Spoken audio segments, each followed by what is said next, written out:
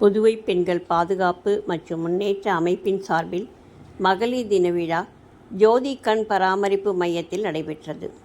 March மாதம் என்றாலே பெண்களுக்கு மிகவும் மகிழ்ச்சியான நினைவுகளை தந்து வைக்கும். உலகத்தின் பார்வையில் பெண்களுக்கான இடம் எப்போதும் 2ஆம் கட்டத்திலேயே வைக்கப்பட்டிருந்தது. படிப்பில், உயரத்தில், நிறத்தில் தன்னை விட ஒருபடி குறைவாக இருப்பவர்களையே திருமணத்தில் இணைத்துக் கொள்வார்கள். ஆண்களை சார்ந்த ஒரு வாழ்க்கை தான் காலம் முழுவதும் பெண்களுக்கானது. வலிகள் மட்டும்தான் அவளது உறவாக, கண்ணீர் மட்டும்தான் அவளது நினைவாக.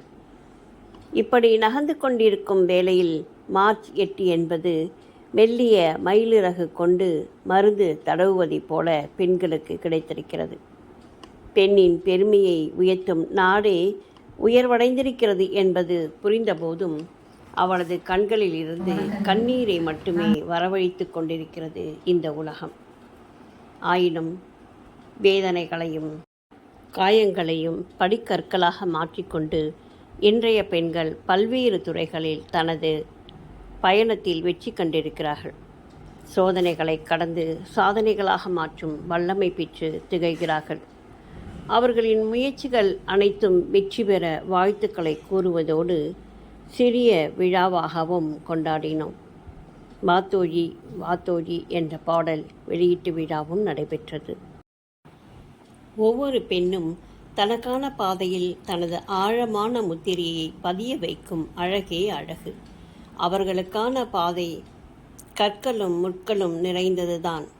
ஆயினும் அதனை தடையாக நினைக்காமல் தொடர்ந்து முன்னேறுகிறாள், தனது இலக்கை அடைகிறாள். இன்று அவள் இல்லாத துறைகள் இல்லை.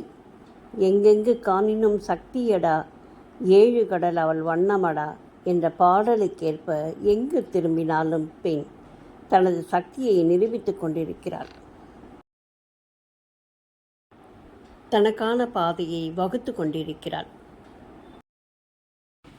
அழகு, அன்பு ஆகியவற்றின் சொந்தக்காரி. கரைகடந்த வெள்ளமாய் அவளது அன்பு சகல உயிர்களுக்கும் வாரி வழங்கும் அன்னை பராசக்தியாய் உலகை வலம் வரும் பெண்மையை போற்றுவோம், பாராட்டுவோம். நன்றி, வணக்கம்.